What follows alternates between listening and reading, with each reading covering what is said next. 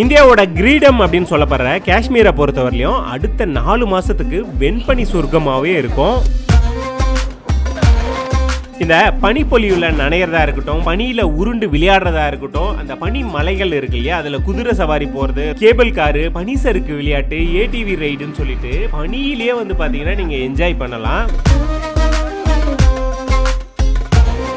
நம்ம வாழ்நாளில் அட்லீஸ்ட் ஒரு முறையாவது வர வேண்டிய ஒரு சூப்பரான சுற்றுலாத்தலம்னா அது காஷ்மீர் தான். அடுத்த 4 மாசத்துல நீங்க காஷ்மீர் பிளான் பண்றீங்க அப்படின்னா கண்டிப்பா இந்த வீடியோ உங்களுக்கு யூஸ்ஃபுல்லா இருக்கும். ஏன்னா காஷ்மீரை பத்தி A to Z இந்த வீடியோல நம்ம தெளிவா பார்க்க போறோம்.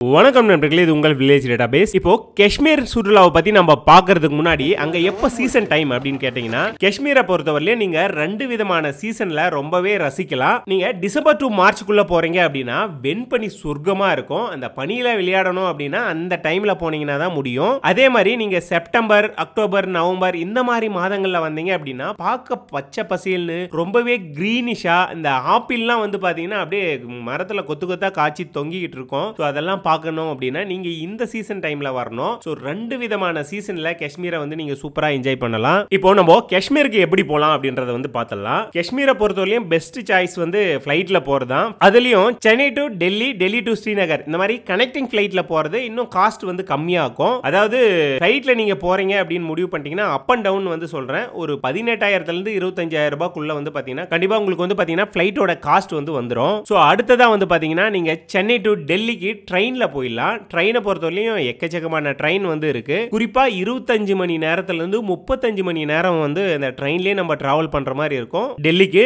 காஸ்ட் பொறுத்தவரையும் மினிமம் 800 ரூபாயில இருந்து 3000 ரூபாய்க்குள்ள அந்த ட்ரெயினோட காஸ்ட் நீங்க போறீங்க இல்லையா, அந்த கோச்சை பொறுத்து நீங்க புக் பண்ணிக்கலாம். சோ இப்போ நீங்க டெல்லியில இருந்து ஸ்ரீநகருக்கு ஃளைட்ல போறதுனா போலாம். சோ அதுக்கான காஸ்ட் வந்து பாத்தீங்கன்னா நீங்க அப் அண்ட் டவுனே வந்து ஒரு 10,000 ரூபாய்க்குள்ள நீங்க டெல்லி டு ஸ்ரீநகருக்கு புக் பண்ணிக்க முடியும். அப்படியும் இல்ல அப்படின்னா டெல்லியில இருந்து பாத்தீங்கன்னா ஸ்ரீநகருக்கு வந்து ஸ்லீப்பர் கோச் பஸ்ல வந்து நீங்க போலாம். இந்த ஸ்லீப்பர் கோச் பஸ்ல போறதுக்கு 2500 ரூபாய் வந்து காஸ்ட் வரும். அதே மாதிரி 18 மணி நேரம் இந்த பஸ்லயே வந்து பாத்தீங்கன்னா நம்ம போற மாதிரி வந்து இருக்கும். சோ இதுவும் ஒரு வழி. அதே மாதிரி சென்னை டு காஷ்மீருக்கு வந்து பாத்தீங்கன்னா ட்ரெயின் இருக்கா அப்படின்னு கேட்டீங்கன்னா ஒரே ஒரு ட்ரெயின் இருக்கு. அதாவது அந்தமான் எக்ஸ்பிரஸ் அப்படின்னு சொல்லிட்டு ஒரு ட்ரெயின். இது வீக்லி 3 முறை வந்து போகுது. அதே மாதிரி 50 மணி நேரம் வந்து நம்ம ட்ரெயின்லயே டிராவல் பண்ற மாதிரி இருக்கும். காஸ்ட்டை பொறுத்தவரையிலும் ஸ்லீப்பர் கோச் அப்படின்னா 910 ரூபாயும், ஏசி அப்படின்னா ஒரு 2300 ரூபாய் அந்த மாதிரி வந்து வரும் காஸ்ட். ஆனா சென்னை டு ஜம்மு வரலையும் தான் வந்து ட்ரெயின் போகும். ஜம்முல இருந்து ஒரு 5 மணி நேரம் நம்ம ஸ்ரீநகருக்கு வந்து அங்க லோக்கல் பஸ்லயோ இல்ல கார்லயோ வந்து நம்ம டிராவல் பண்ற மாதிரி இருக்கும். ஸோ இப்போ வந்து பாத்தீங்கன்னா எப்படி நம்ம போலாம் அப்படின்ற ஆப்ஷன்ஸ் வந்து நான் உங்களுக்கு வந்து சொல்லிட்டேன். நீங்க எப்படி போறீங்க அப்படின்றது உங்களுடைய விருப்பம் தான். உங்களுடைய பட்ஜெட்டுக்கு ஏற்ற மாதிரி வந்து நீங்க பிளான் பண்ணி காஷ்மீர் வந்து போயிடலாம். இப்போ நம்ம காஷ்மீர் வந்துட்டோம். அங்க வந்து என்ன மாதிரியான ட்ரெஸ் நம்ம பயன்படுத்தலாம் அப்படின்னு கேட்டீங்கன்னா, நீங்க காஷ்மீர் வர்றதுக்கு முன்னாடியே வந்து பாத்தீங்கன்னா தர்மல் வேர் அப்படின்னு சொல்லிட்டு நம்ம ட்ரெஸ்ஸுக்குள்ள போடுறோம் பாத்தியா, அந்த மாதிரியான கிளாத் வந்து 1-2 நீங்க வந்து வாங்கிடுங்க. இது தவிர உங்களுக்கு நார்மல் ஜர்க்கின் இருந்தா கூட ஓகே தான். நீங்க ஸ்னோ தாங்குற மாதிரி ரொம்ப காஸ்ட்லியெல்லாம் எடுக்கணும்னு அவசியமே இல்லை. ஒரு தலைக்கு ஒரு கேப்பு, கை கிளவுஸ் இதெல்லாமே வந்து கரெக்டா இருக்கணும். அப்புறம் ஷூ, ஷார்ட்ஸ் இதெல்லாமே இருக்கட்டும். ஏன்னா ஷூ பொறுத்தவரையும் அங்க ஸ்னோல தாங்குற மாதிரி எங்கெங்க போறோமோ அங்கங்க வந்து வாடகைக்கு எடுத்துருவோம். அதனால அதை பத்தி நீங்க கவலைப்படாதீங்க. அதே மாதிரி காஷ்மீர்ல இருக்கக்கூடிய சுற்றுலா இடங்களை சுத்தி பார்க்கறதுக்கு மினிமம் வந்து 4 நைட்டு ஒரு 5 பகலாச்சு தேவைப்படும். ஆனா காஷ்மீர்ல வந்து பாத்தீங்கன்னா நீங்க 10 நாள் தங்கினாலுமே அங்க சுத்தி பார்க்கறதுக்கு எக்கச்சக்கமான இடங்கள் வந்து இருக்கு. இங்க வந்து முக்கியமா நம்ம சுத்தி பார்க்கணும் அப்படின்னா ஸ்ரீநகர், சோன்மார்க், குல்மார்க், பெகல்காம் இதெல்லாமே வந்து முக்கியமா சுத்தி பார்க்க வேண்டிய இடம். இப்போ ஒரு சிலர் வந்து பாத்தீங்கன்னா ஸ்ரீநகர்லயே தங்கி இந்த இடத்துக்குலாம் போய் சுத்தி பார்த்துட்டு நைட்டு ஸ்ரீநகர் வந்து வந்துருவாங்க. ஆனா நாங்க அந்தந்த இடத்துலயே தங்கி அங்க இருக்கக்கூடிய இடங்களை சுத்தி பார்த்துட்டு வரலாம் அப்படின்றதான் எங்களுக்கு வந்து பிளான். நம்ம டெல்லியில இருந்து காஷ்மீர் வரோம் இல்லையா ஃளைட்ல வரும்போது கண்டிப்பா நீங்க வந்து பாத்தீங்கன்னா ஜன்னலோர சீட்டா பார்த்து துண்டை போட்டு நீங்க அங்க உட்காந்துருங்க. ஏன்னா வெளியே பார்க்கறதுக்கு அந்த பனிச்சிகரங்கள்லாம் வந்து பாத்தீங்கன்னா உண்மையாலுமே சொர்க்கம் மாதிரி தெரியும். நீங்களே வந்து பாருங்களேன் எப்படி இருக்கு அப்படின்னு சொல்லிட்டு சூப்பரா இருக்கும். அதை என்ஜாய் பண்ணுங்க. அதே மாதிரி நம்ம வந்து பாத்தீங்கன்னா காஷ்மீர் ஏர்போர்ட் வந்துட்டோம் அப்படின்னா சோ அங்க வந்து நம்மள இமானுவேல் ஹாலிடேஸ் கார்ல வந்து பிக்கப் பண்ணிக்குவாங்க.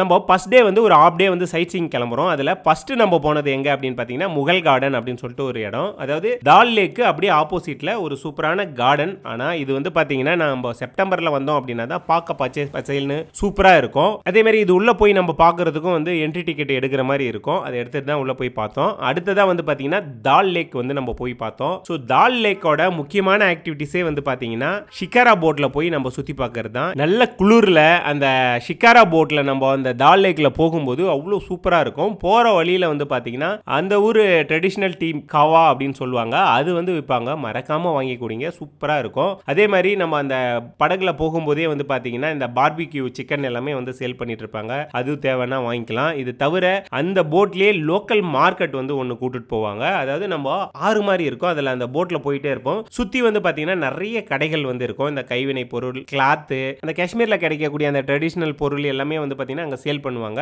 அதையும் வந்து நம்ம பார்க்கலாம். ஸோ அதை பார்த்துட்டு அதுக்கு அடுத்ததான் நம்ம போனது எங்க அப்படின்னு பாத்தீங்கன்னா போட் ஹவுஸ்ல ஸ்டே பண்ணலாம் அப்படின்னு சொல்லிட்டு தான். இந்த போட் ஹவுஸ்மே வந்து இந்த தால் லேக்கோட ஓரத்தில் தான் இருக்கும். அதாவது போட் வந்து மூவ் ஆகாது, இந்த கரை ஓரத்தில் போட் ஹவுஸ் மாதிரி நிறுத்தி வச்சிட்டு இருப்பாங்க. அதுக்குள்ள இருக்கிற ரூம்ல தான் வந்து நம்ம ஸ்டே பண்ணுவோம். இந்த போட் ஹவுஸ் பொறுத்தவரையிலே உள்ள போனோம்னா ஒரு ஹால் இருக்கும், அப்படியே உள்ள போனோம்னா பெட்ரூம் இருக்கும். இதுல நம்ம அந்த குளிரை தாங்கிறதுக்கு வந்து பாத்தீங்கன்னா ட்ரெடிஷனல் மெத்தட்ல அந்த விறகு அடுப்பு மாதிரி வந்து இருக்கும். விறகெல்லாம் உள்ள போட்டுட்டோம்னா அந்த இரும்புக்கு அதுக்கும் அப்படியே ஹீட் வந்து நம்மளுக்கு வந்து கதகதப்பை கொடுக்கும். அந்த மாதிரி தான் நம்ம பெட்ரூம்லயா இருக்கட்டும், ஹால்லயா இருக்கட்டும் எல்லாமே இருக்கும். உள்ளவே நம்மளுக்கு tea, coffee, night dinner, breakfast எல்லாமே வந்து பாத்தீங்கன்னா இந்த போட் ஹவுஸ்ல நம்ம தங்கும் போதே அவங்க வந்து கொடுத்துருவாங்க. போட் ஹவுஸ் வெளியே வந்து பாத்தீங்கன்னா உண்மையாலுமே ரொம்ப சூப்பரா இருக்கும். அதாவது மார்னிங் டைம் எல்லாம் வந்து பாத்தீங்கன்னா அந்த போட் ஹவுஸ், அந்த தால் லேக், பனிமலை சிகரம் இதெல்லாமே பார்க்கிறதுக்கு அவ்வளோ ரம்மியமா இருக்கும். ஸோ அதுக்கு அடுத்து டே 2ல வந்து பாத்தீங்கன்னா நம்ம ஸ்ரீநகர்ல இருந்து பெஹல்காம் வந்து நம்ம போக போறோம். One of the best place காஷ்மீர்ல பெஹல்காம். கிட்டத்தட்ட 2 மணி நேரம் நம்ம டிராவல் பண்ண வேண்டியது இருக்கும். ஸோ போற வழியில தான் வந்து பாத்தீங்கன்னா இந்த குங்குமப்பூ விளையக்கூடிய அந்த தோட்டங்கள்லாம் வந்து இருக்கும், அதையும் வந்து நம்ம பார்க்கலாம். அதே மாதிரி கடைகள் வந்து நிறைய இருக்கும், அங்க நம்மளை கூட்டிட்டு போவாங்க. இங்க காஷ்மீர்ல கிடைக்கக்கூடிய காஷ்மீரோட ஸ்பெஷல் குங்குமப்பூ, ஷீலாஜி, தேன், நட்ஸ்ன்னு சொல்லிட்டு எக்கச்சக்கமான பொருள் எல்லாமே வந்து சேல் பண்ணுவாங்க. அதையும் நம்ம வந்து வாங்கலாம். அங்கேயே வந்து பாத்தீங்கன்னா காவா அப்படிங்கிற அந்த டீ வந்து இருக்கும், சூப்பரா இருக்கும். அதையும் வந்து நீங்க ட்ரை பண்ணி பாருங்க. அதுக்கு அடுத்து போற வழியில வந்து பாத்தீங்கன்னா நிறைய ஆப்பிள் மரத்துல ஆப்பிளா தொங்கிட்டு இருந்தது. ஆனா சீசன் டைம் கிடையாது, எப்படா தொங்குதுன்னு கிட்ட போய் பார்த்தா அது எல்லாமே கோத்து வச்சிருக்காங்க.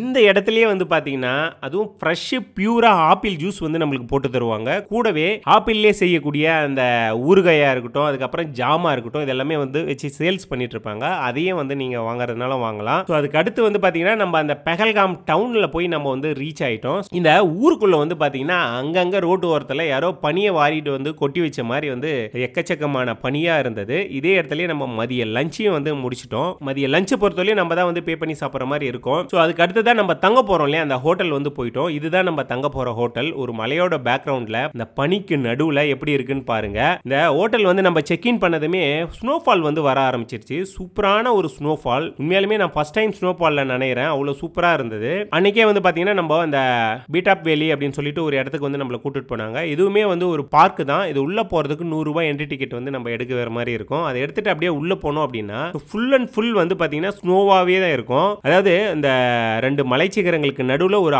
ஆறு போற மாதிரி இருக்கும். அது சுத்தி எல்லாம் எங்க நீங்க பார்த்தாலுமே பனிமலையா தான் இருக்கும்.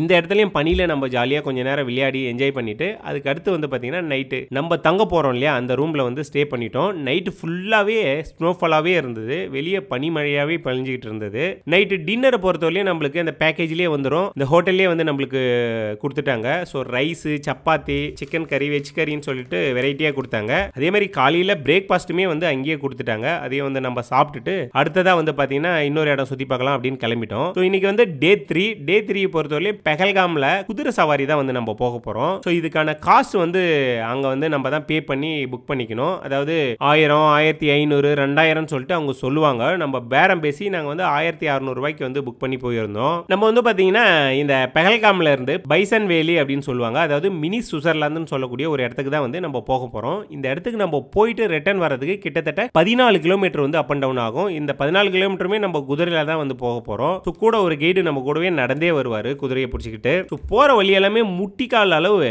நம்ம புதையிற அளவுக்கு வந்து பார்த்தீங்கன்னா ஸ்னோ இருக்கும். அதில் தான் குதிரை சவாரி போகிறோம். போகிற வழியில் ஒரு 3 பாயிண்ட்ல வந்து நம்மளை நிறுத்தி ஃபோட்டோஸ் எல்லாம் எடுத்துட்டு அங்கேருந்து கிளம்புவோம். ஸோ இந்த பைசன் வேலி அப்படிங்கிற அந்த பார்க்கு கிட்ட போயிட்டோம் அப்படின்னா 25 ரூபா கொடுத்து நம்ம என்ட்ரி டிக்கெட் எடுக்கிற மாதிரி இருக்கும். அப்படியே நம்ம உள்ள போனோம்னா பிளாக் அண்ட் ஒயிட் கலர்ல ஃபுல்லா ஸ்னோவா தான் இருக்கும். இந்த இடத்துக்கு போனதுமே ஸ்னோஃபால் வர ஆரம்பிச்சிருச்சு. இந்த குளூர்ல வந்து பாத்தீங்கன்னா சூப்பரா ஸ்னோஃபாலை வந்து நம்ம என்ஜாய் பண்ணோம். உள்ளவே வந்து கடைகள் இருக்கும், கூடவே வந்து அந்த பனிசறுக்கு விளையாட்டு எல்லாம் சொல்றோம் இல்லையா, அது மாதிரியான எக்கச்சக்கமான விளையாட்டு எல்லாமே வந்து இந்த இடத்துல இருக்கும். அது எல்லாமே என்ஜாய் பண்ணிட்டு திரும்பவும் குதிரையிலே நம்ம வந்து நம்ம தங்கியிருந்த ஹோட்டலுக்கு வந்து வந்துட்டோம். ஸோ நம்ம இந்த பெஹல்காம் சுற்றி பார்த்துட்டு இங்கேருந்து பார்த்தீங்கன்னா நம்ம ஸ்ரீநகர் வந்து கிளம்பிட்டோம். ஸ்ரீநகரில் வந்து நம்ம தங்கிட்டு டே 4 அதாவது இன்னைக்கு வந்து பார்த்தீங்கன்னா நம்ம குல்மார்க் அப்படின்னு சொல்லிட்டு ஒரு சூப்பரான இடத்துக்கு வந்து போகிறோம். அதே மாதிரி காஷ்மீரில் நம்ம மிஸ் பண்ணக்கூடாத ஒரு இடம்னா இது குல்மார்க் தான். இந்த இடத்துலையும் ஸ்னோ வந்து அளவுக்கு அதிகமாக இருந்ததுனால நம்ம தங்மார்க் அப்படிங்கிற ஒரு இடத்துல வந்து நம்மளுடைய காரை வந்து நிறுத்திடுவாங்க. இங்கிருந்து நம்ம லோக்கல் யூனியன் காரில் தான் வந்து நம்ம போனோம். இந்த லோக்கல் யூனியன் காருக்கு வந்து பார்த்தீங்கன்னா நம்ம தான் எக்ஸ்ட்ராவாக பே பண்ணுற மாதிரி இருக்கும். இது பேக்கேஜில் வராது. ஸோ இதே இடத்துல நம்ம ஷூ ரெண்ட்டுக்கு எடுத்துட்டு இங்கிருந்து அந்த லோக்கல் யூனியன் காரில் ஒரு கைடோட நம்ம வந்து போனோம். ஸோ கைடுக்குமே நம்ம வந்து ரிட்டர்ன் வரும்போது டிப்ஸ் கொடுக்க வேண்டியது இருக்கும். ஸோ இந்த காருமே போகிற வழியில் ஒரு இடத்துல வந்து நிறுத்திட்டாங்க. அங்கேருந்து நம்ம நடந்து தான் போகிற மாதிரி இருக்கும். ஒன்று நடந்து போகலாம், இல்லைனா வந்து பார்த்தீங்கன்னா குதிரை சவாரி போகலாம், இல்லைனா ஏடிவி ரைடில் போகலாம், அப்படியும் இல்லைனா இந்த ஸ்லெட்ஜ் அப்படின்னு சொல்லக்கூடிய இந்த சறுக்கில் வந்து நம்ம போகலாம். நாங்கள் வந்து இந்த சறுக்கிட்டு போகிறோம் பார்த்தியா, இதில் தான் போயிருந்தோம். ஒருத்தருக்கு 2000 ரூபாய் வந்து கேட்டாங்க.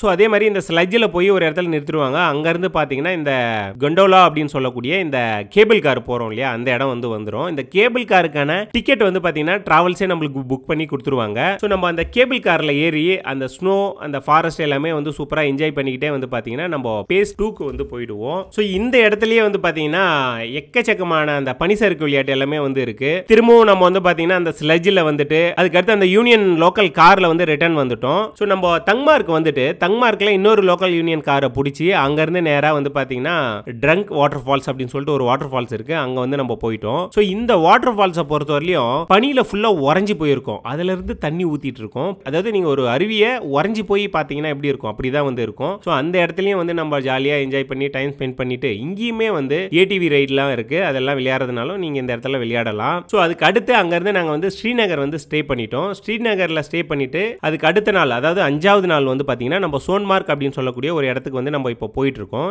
இந்த இடத்துக்கு நம்ம போறதுக்கு கிட்டத்தட்ட 80 கிலோமீட்டர் 2 மணி நேரத்துக்கு மேல வந்து நம்ம டிராவல் பண்ற மாதிரி வந்து இருக்கும். இந்த வழியா தான் வந்து பாத்தீங்கன்னா நம்ம கார்கில் லே லடாக் எல்லாமே வந்து போவாங்க வருவாங்க. ஸோ இந்த இடத்துல வந்து பாத்தீங்கன்னா ஒரு குறிப்பிட்ட தூரம் கார்ல நம்ம போயிட்டு அங்கேயே நிறுத்திடுவாங்க. அங்க இருந்து நம்ம அந்த குதிரையில தான் வந்து போற மாதிரி இருக்கும். இந்த குதிரை சவாரி போறதுக்கு வந்து 1000 1500 2000 சொல்லுவாங்க. நம்ம பேரம் பேசி நம்ம புக் பண்ணி அந்த குதிரையில வந்து போலாம். ரோட்டு ஓரத்திலேயே தான் நம்மள வந்து குதிரையில கூட்டிட்டு போனாங்க. ஸோ அந்த இடத்துல வந்து ஜாம் பார்க் அப்படின்னு சொல்லிட்டு ஒரு பார்க் இருக்கு. அந்த இடத்துல நம்ம ஷூ ரெண்ட்டுக்கு எடுத்துக்கிட்டு அப்படியே பார்க்குக்குள்ள போயிடலாம். உள்ள போகும்போது ஒரு பாலம் வந்து கிராஸ் ஆகும். அதாவது கீழே ஆறு மாதிரி போயிட்டு இருக்கும். இந்த ஆத்துல பாத்தீங்கன்னா நடுவுல அந்த பாறை மேல ஏதோ ஸ்னோவை வாரி அப்படியே குட்டி குட்டிஸா வச்ச மாதிரி வந்து பார்க்கவே சூப்பரா இருக்கும். அதை பார்த்துட்டு உள்ள போனோம் அப்படின்னா உள்ள வந்து இந்த குதிரை சவாரி, ஸ்லெட்ஜ், அதுக்கப்புறம் இந்த ஸ்னோ பைக்குன்னு சொல்லிட்டு எக்கச்சக்கமான ஆக்டிவிட்டிஸ் வந்து உள்ளவே இருக்கு. அது எதனா நீங்க விளையாடுறதுனால வந்து விளையாடலாம். ஃபைனலா நம்மள ஒரு சின்ன மலையோட உச்சிக்கு கூட்டிட்டு போனாங்க அப்படின்னா நம்ம முட்டிக்கால அளவு புதையிற அளவுக்கு ஸ்னோ வந்து இருக்கும். அவ்வளவு சாஃப்டா இருக்கும். அந்த இடத்துல நம்ம ஸ்னோல உளுந்து விளையாடி ஜாலியா என்ஜாய் பண்ணிட்டு அங்கேயும் டைம் ஸ்பெண்ட் பண்ணிட்டு அப்படியே ரிட்டர்ன் வந்து நம்ம வரலாம். ஸோ இந்த இடத்த நம்ம சுத்தி பார்த்துட்டு நேரா வந்து பாத்தீங்கன்னா நம்ம ஸ்ரீநகர் வந்து வந்துட்டோம். ஸோ இதோட நம்மளுடைய ட்ரிப் வந்து முடியுது. இருந்தாலும் நாங்க எக்ஸ்ட்ராவா ஒரு நாள் நம்ம தங்கி அங்கே இருக்கக்கூடிய அந்த தூத் பத்திரி அப்படின்னு சொல்லிட்டு ஒரு சூப்பரான இடம், அந்த இடத்துக்கு போயிருந்தோம். அங்கேயும் வந்து பாத்தீங்கன்னா குதிரையில நம்ம வந்து அந்த ஸ்னோக்கு நடுவுல போயிட்டு ஒரு ஆறு அப்படியே ஸ்னோவுக்கு அடியில உறைஞ்சி போயிருக்கோம். அது எல்லாமே நம்ம சுத்தி பார்த்துட்டு ரிட்டர்ன் வந்து வந்தோம். இந்த காஷ்மீரை பொறுத்தவரையும் நம்ம சுத்தி பார்க்கறதுக்கு எக்கச்சக்கமான இடங்கள் வந்து இருக்கு. ஆனா நம்ம டைம் நம்ம எப்படி போறோம் அப்படின்றத பொறுத்து தான் வந்து பாத்தீங்கன்னா அங்க வந்து நம்ம ஜாலியா சுத்தி பார்க்க முடியும். நாங்க இந்த காஷ்மீர் சுற்றுலாவை பொறுத்தவரையும் பிப்ரவரி மாசம் வந்து போயிருந்தோம். அதனாலதான் இந்த அளவுக்கு எங்களால ஸ்னோவை வந்து பார்க்க முடிஞ்சது. பனிப்பொழிவுல எங்களால நனைஞ்சு ஜாலியா விளையாட முடிஞ்சது. நம்ம மார்ச் ஏப்ரல் போனோம் அப்படின்னா ஸ்னோ வந்து குறைஞ்சிரும். அதே மாதிரி ஜனவரியில போறோம்னா அளவுக்கு அதிகமான ஸ்னோ வந்து இருக்கும். அதெல்லாம் நம்மளால தாங்க முடியுமானே தெரியாது, அந்த அளவுக்கு ஸ்னோ இருக்கும். சரி, ஓகே, இந்த காஷ்மீர் சுற்றுலாவுக்கு பட்ஜெட் எவ்வளவு வரும் அப்படின்றத வந்து நம்ம இப்போ ஓரளவு பார்த்தலாம். நான் ஒவ்வொரு இடத்துலையும் எதுக்கு எவ்வளவு செலவாகும் அப்படின்றத வந்து நான் தெளிவா சொல்லிட்டு வந்தேன். இருந்தாலுமே வந்து நம்ம ஃபிளைட்டுக்கு வந்து குறைஞ்சது ஒரு 20,000 ரூபாய் நம்மளுக்கு அப் அண்ட் டவுன் வந்து தேவைப்படும். அதே மாதிரி நம்ம காஷ்மீரை பொறுத்தவரையும் ஏதாவது ஒரு பேக்கேஜில் தான் வந்து நம்ம போற மாதிரி இருக்கும். நாங்க வந்து இமானுவேல் ஹாலிடேஸோட அந்த காஷ்மீர் பேக்கேஜில் தான் வந்து நம்ம போயிருந்தோம். இவங்க கிட்ட வந்து நிறைய பேக்கேஜ் இருக்கு. 12,000 15 20 25ன்னு எக்கச்சக்கமான பேக்கேஜ் வந்து வச்சிருக்காங்க. அதாவது நம்ம எத்தனை பேர் போறோம், எத்தனை நாள் போறோம், அதாவது 3 நைட்டா 4 நைட்டா 5 நைட்டான்னு சொல்லிட்டு எத்தனை நாள் போறோமோ அதுக்கு ஏற்ற மாதிரி பேக்கேஜ் வந்து நம்மளுக்கு ஏற்ற மாதிரி வந்து அவங்க ரெடி பண்ணி கொடுத்துருவாங்க. ஸோ இந்த பேக்கேஜில் வந்து பார்த்தீங்கன்னா ஹோட்டலில் ஸ்டே பண்ணுறது, அந்த ஏர்போர்ட் பிக்கப் ட்ராப்பு, அங்கே சுற்றி பார்க்கறதுக்கான லோக்கல் காரு, அதுக்கப்புறம் பிரேக்ஃபாஸ்ட் அண்ட் டின்னரு, அதுக்கப்புறம் கேபிள் காரு, ஸோ இந்த மாதிரி ஒரு சிலது எல்லாமே இதுக்குள்ள வந்து வந்துடும். ஸோ பேக்கேஜும் நம்ம பார்த்துட்டோம். அதுக்கு அடுத்தது எக்ஸ்ட்ரா செலவு நம்மளுக்கு அங்கே போய் என்னெல்லாம் ஆகும் அப்படின்னு பார்த்தீங்கன்னா லஞ்ச் வந்து நம்ம தான் வந்து சாப்பிட்ற மாதிரி இருக்கும். அதே மாதிரி அங்கே யூனியன் காரில் ஒரு சில இடங்கள்லாம் நம்ம நம்ம போயிருந்தோம் இல்லையா, அந்த யூனியன் காருக்கு, குதிரை சவாரிக்கு, அந்த ஸ்லட்ஜுக்கு, இந்த பனிசறுக்கு விளையாட்டுக்கு, இதுக்கெல்லாமே நம்ம தான் செலவு பண்ற மாதிரி இருக்கும். பல இடங்கள்ல அங்க இருக்கிறவங்க உங்ககிட்ட டிப்ஸ் வந்து கேட்பாங்க. அதையும் நீங்க வந்து ஒரு சிலருக்கு கொடுக்குற மாதிரி இருக்கும். இதெல்லாம் எக்ஸ்ட்ரா செலவு, நம்மளுடைய செலவு. ஸோ கண்டிப்பா வந்து பார்த்தீங்கன்னா நம்ம வாழ்நாளில் ஒரு முறையாச்சும் போக வேண்டிய ஒரு சூப்பரான சுற்றுலாத்தலம் அப்படின்னா காஷ்மீர் சுற்றுலா வந்து சொல்லலாம். நான் அங்கே பார்த்த அந்த தகவல் எல்லாத்தையுமே வந்து பார்த்தீங்கன்னா இந்த வீடியோவில் A to Z உங்களுக்கு வந்து சொல்லியிருக்கேன். கண்டிப்பாக இது வந்து நீங்கள் காஷ்மீர் சுற்றுலா போகிறீங்க அப்படின்னா உங்களுக்கு யூஸ்ஃபுல்லாக இருக்கும். ஏன்னா இதுக்கு அடுத்து டிசம்பர், ஜனவரி, பிப்ரவரி, மார்ச்னு சொல்லிட்டு ஓரளவுக்கு நல்ல ஸ்னோவாகவே இருக்கும். இந்த டைம்லாம் நீங்கள் போகிறீங்க அப்படின்னும் போது இந்த வீடியோ உங்களுக்கு யூஸ்ஃபுல்லாக இருக்கும். அதே மாதிரி இந்த வீடியோ உங்களுக்கு கண்டிப்பாக பிடிச்சிருக்கும் அப்படின்னு நான் நம்புறேன். இந்த வீடியோ பிடிச்சிருந்தா எங்களுக்கு சப்போர்ட் பண்ணோம் அப்படின்னு நினைச்சீங்கன்னா மறக்காம வில்லேஜ் டேட்டாபேஸ் அப்படிங்கிற யூடியூப் சேனலை வந்து சப்ஸ்கிரைப் பண்ணிங்க. கூடவே அந்த பெல் பட்டனையும் ப்ரெஸ் பண்ணிங்க. இந்த வீடியோவை ஃபேஸ்புக் பேஜில் பார்த்துட்டு இருக்கீங்க அப்படின்னா ஃபேஸ்புக் பேஜும் இருக்குது, இன்ஸ்டாகிராம் பேஜும் இருக்குது. ஃபாலோ பண்ணிங்க. நன்றி, வணக்கம்.